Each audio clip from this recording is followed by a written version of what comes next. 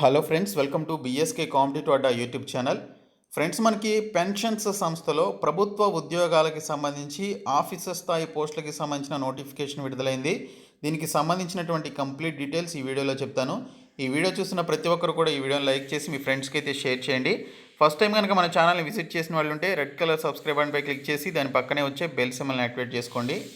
Friends, details చూసే ముందు మీలో ఏపీఎస్సీ అండ్ టీఎస్పీఎస్సీ ఎగ్జామ్స్తో పాటు ఇతర పోటీ పరీక్షలకు ప్రిపేర్ అయ్యేటువంటి వారు అకాడమీ సబ్స్క్రిప్షన్ తీసుకోవాలనుకుంటే ఇమీడియట్గా తీసుకోండి. ఫర్దర్గా దీనికి ప్రైస్ అనేది హైక్ అవబోతుంది. సో ఇక్కడ మెగా ఆఫర్ అనేది ఇస్తున్నారు. మీరు 12 మంత్స్ సబ్స్క్రిప్షన్ తీసుకుంటే 3 మంత్స్ సబ్స్క్రిప్షన్ ఫ్రీగా పొందవచ్చు. అలాగే రక్షక్ పేరుతోటి ఎస్ఐ కానిస్టేబుల్కి సంబంధించిన బ్యాచ్ కోర్సెస్లో కూడా మీరు జాయిన్ అవ్వచ్చు. ఎస్ఐ కానిస్టేబుల్కి సంబంధించిన మారథాన్లో కూడా మీరు జాయిన్ అవ్వచ్చు. డ్యూయల్ ఎడ్యుకేటర్ సెషన్స్ అనేవి ఉంటాయి. ఇవి చాలా యూస్ఫుల్ అవుతాయి మీకు. ఇందులో కూడా మీరు జాయిన్ కావడం జరుగుతుంది. ఇంకా ఎంసీక్యూస్కి సంబంధించి లక్ష్మయ్య గారి క్లాసెస్లో కూడా మీరు స్పెషల్గా జాయిన్ అవ్వచ్చు ఈ సబ్స్క్రిప్షన్స్ తీసుకోవడం ద్వారా. అలాగే డైలీ క్లాసెస్ తెలంగాణకి సంబంధించి పాలిటిక్స్ సంబంధించిన క్లాసెస్లో జాయిన్ అవ్వచ్చు. ఇలా ప్లస్ సబ్స్క్రిప్షన్ తీసుకోవడం ద్వారా ఇక్కడ ఉన్నటువంటి బెనిఫిట్స్ అన్నీ కూడా మీరు పొందడం జరుగుతుంది. కాబట్టి ఎటువంటి ఆలస్యం చేయకుండా దీనికి సంబంధించి బిఎస్కే 10 అనేటువంటి కోడ్ని యూజ్ చేసి ప్రతి ఒక్కరు కూడా దీనికి సంబంధించి జాయిన్ అయినట్లయితే మీకు 10% డిస్కౌంట్ అయితే వస్తుంది. సో ఈ కోడ్ని యూజ్ చేసి జాయిన్ అవ్వండి.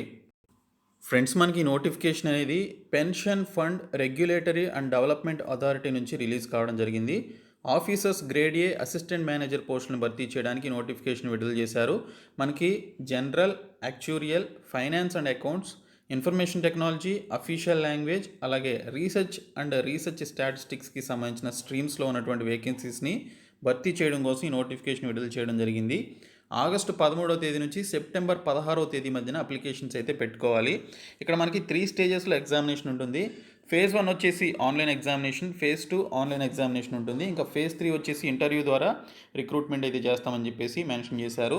ఈ ఫేజ్ 1, ఫేజ్ 2కి సంబంధించిన ఎగ్జామినేషన్స్ని ఎప్పుడు కండక్ట్ చేస్తామనేది వారు తర్వాత ఇంటిమేట్ చేస్తామని చెప్పేసి ఇక్కడైతే మెన్షన్ చేయడం జరిగింది. ఇక్కడ జనరల్ డిపార్ట్మెంట్లో మొత్తంగా 5 వేకెన్సీస్ ఉన్నాయి. దీనికి సంబంధించి మాస్టర్స్ డిగ్రీ ఎవరైతే చేశారో, అంటే పీజీ ఎవరైతే చేశారో వారు దీనికి సంబంధించి అప్లికేషన్స్ అయితే పెట్టుకోవచ్చు.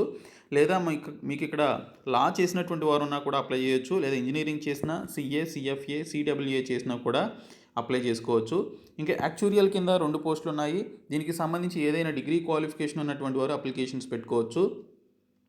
ఇంకా ఫైనాన్స్ అండ్ అకౌంట్స్ కింద 2 పోస్టులు ఉన్నాయి. దీనికి సంబంధించి ఏదైనా డిగ్రీ క్వాలిఫికేషన్ ఉన్నా, లేదా దీనికి సంబంధించి పర్టికులర్ అకౌంట్స్కి సంబంధించినటువంటి స్ట్రీమ్లో మీరు డిగ్రీ చేసిన అప్లికేషన్స్ అయితే పెట్టుకోవచ్చు. ఇన్ఫర్మేషన్ టెక్నాలజీ కింద 2 పోస్టులు ఉన్నాయి. Bachelors degree in electrical or electronics and కమ్యూనికేషన్లో చేసిన, ఐటీ చేసిన, కంప్యూటర్ సైన్స్ చేసిన, లేదా మాస్టర్స్ కంప్యూటర్స్ అప్లికేషన్స్ చేసిన, bachelors degree in any discipline with post graduate qualification చేసినా కూడా దీనికి సంబంధించి అప్లికేషన్స్ అయితే పెట్టుకోవచ్చు.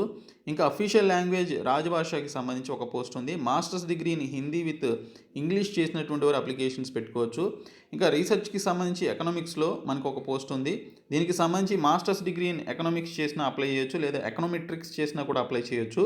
ఇంకా రీసెర్చ్కి సంబంధించి ఇంకొక పోస్ట్ ఉంది. ఇది స్టాటిస్టిక్స్లో ఉంది. మాస్టర్స్ డిగ్రీ ఇన్ స్టాటిస్టిక్స్ చేసినటువంటి వారు అప్లికేషన్స్ పెట్టుకోవచ్చు అని ఇక్కడైతే మెన్షన్ చేయడం జరిగింది. సో దీనికి సంబంధించి చూసుకున్నట్లయితే మనకి ఇక్కడ ఈ పోస్టులకి సంబంధించి అప్లికేషన్స్ అయితే మీరు పెట్టుకోవాల్సి ఉంటుంది. సో సెప్టెంబర్ 16వ తేదీలోపు. దీనికి సంబంధించిన ఏజ్ లిమిట్ కనుక చూసుకున్నట్లయితే 30 సంవత్సరాలలోపు వయసు అయితే ఉండాలి. ఎస్సీ ఎస్టీస్కి 5 ఇయర్స్ ఏజ్ రిలాక్సేషన్ ఇచ్చారు. మిగిలినటువంటి బీసీ క్యాండిడేట్స్కి ఇక్కడ 3 ఇయర్స్ ఏజ్ రిలాక్సేషన్ అయితే ఇవ్వడం జరిగింది.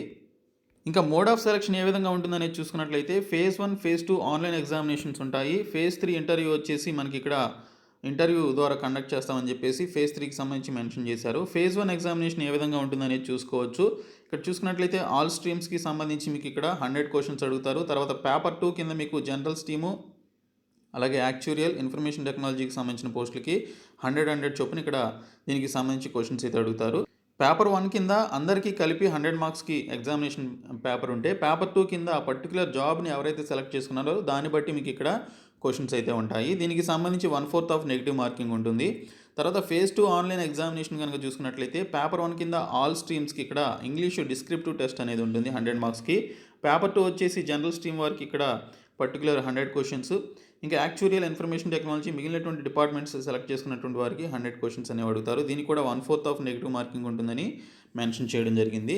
ఇంకా ఫేజ్ 3 వచ్చేసి ఫేజ్ 1, ఫేజ్ 2లో ఎవరైతే క్వాలిఫై అయ్యారో వారికి ఫేజ్ 3కి సంబంధించి ఇంటర్వ్యూ అయితే కండక్ట్ చేయడం జరుగుతుంది. ఇంటర్వ్యూ అనేది ఐదర్ హిందీలో కానీ ఇంగ్లీష్లో కానీ ఉంటుందని మెన్షన్ చేయడం జరిగింది. సో దీనికి సంబంధించి ప్రొబేషన్ పీరియడ్ ఎంత ఉందనేది కూడా ఇక్కడైతే మెన్షన్ చేశారు.